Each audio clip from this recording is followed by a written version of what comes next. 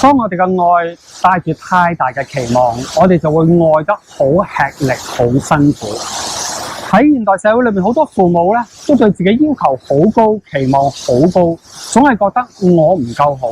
我俾唔到最好嘅俾阿仔女。於是好多父母個潛意識咧都帶住一份嘅內疚。特別喺而家呢個社會啦，我哋對父母嘅要求咧實在好高，係要求佢哋十項全能，係全方位、身心靈每一個多角度咧，都令到子女好成熟啦、好成功啦、情緒啦、溝通啦、關係啦、成績啦、學業啦、IQ 高啦、EQ 要高啦，乜嘢 Q 都要好高啦。咁其實係未必係好合理嘅，所以我認識一啲父母咧，佢就話以前都未知自己咁辛苦，仲上埋你哋嗰啲身心靈課程之後咧，就發覺原來我做父母係做錯晒啊，好慘啊！鬧佢又唔啱，唔鬧又唔啱，愛佢又唔啱，太愛又縱容，太嚴苛又唔得，太鬆又太冷漠，總之乜都唔得，連我向佢道歉啊，都有7個步驟、5個技巧，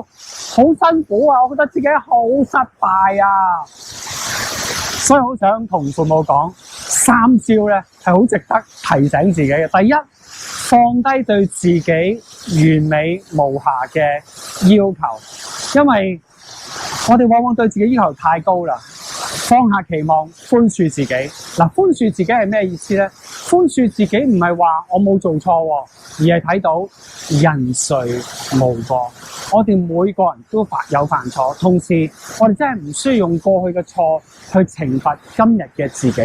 冇人生出嚟與生俱來識得做父母噶，每個人都係喺跌跌碰碰中去學習做父母。寬恕自己就係善用挫敗，承認自己做得唔好，善用呢個挫敗讓自己成為更美麗更正嘅自己，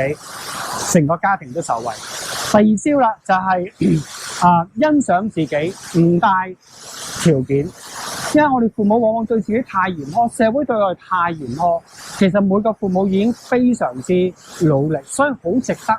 多謝翻自己，欣賞翻自己嘅努力，欣賞翻自己嘅付出，同自己講我已經盡晒力，我會好愛我自己，我會將呢份愛再傳俾我嘅仔女。嗱，呢份無條件嘅接納、無條件嘅欣賞同埋無條件嘅愛係非常重要。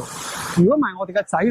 都係不斷好努力，就係去索取一啲有條件嘅愛，於是大家都會愛得好辛苦。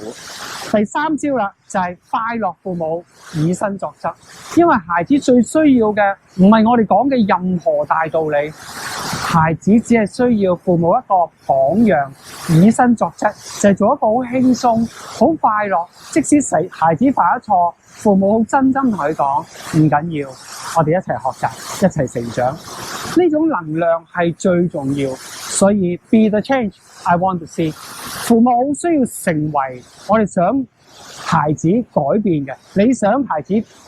樣，我哋就成為我哋一個示範單位。咁所以咧，我鼓勵每一個父母都一齊學習呢3招。嗱，呢3招咧，其實係我哋每個人都值得學習㗎。第一，放下期望，寬恕自己；第2招，欣賞自己，不帶附帶條件；第3，做快樂嘅自己，以身作則。